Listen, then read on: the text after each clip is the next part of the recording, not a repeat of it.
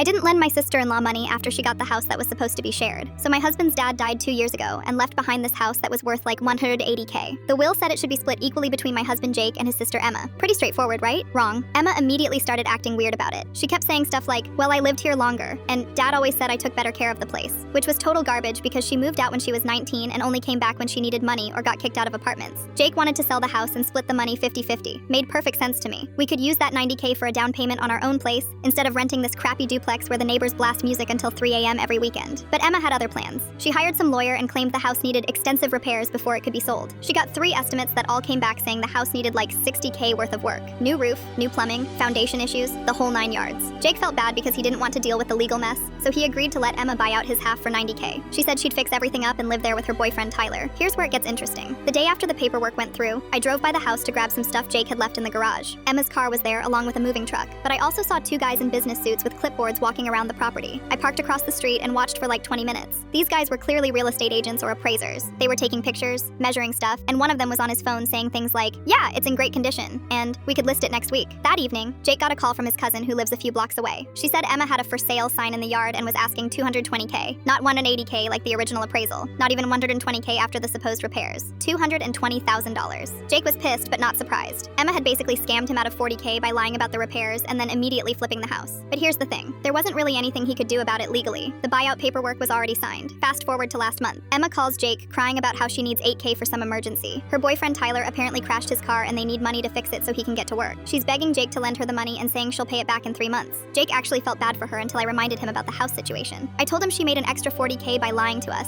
and now she wants us to bail her out when she has money problems? No way. Emma kept calling and texting for weeks. She even showed up at our apartment one night around 10 p.m. crying and saying Tyler might leave her if they can't fix the car. I answered the door and told her Jake wasn't home, which was a lie. He was literally sitting on the couch eating cereal and watching Netflix. She started getting nasty after that, sending texts calling me names and saying I was turning Jake against his own family. She told everyone at Thanksgiving that I was controlling and manipulative. Her mom even pulled me aside and said I should think about what's best for the family. The funny part is, Emma ended up selling that house 3 months later for $235K. She posted pictures on Facebook of her and Tyler at some expensive restaurant celebrating their real estate success. So she definitely didn't need our $8K. Tyler ended up leaving her anyway about 2 weeks after she sold the house. Apparently, he found out she'd been lying about a bunch of other stuff too.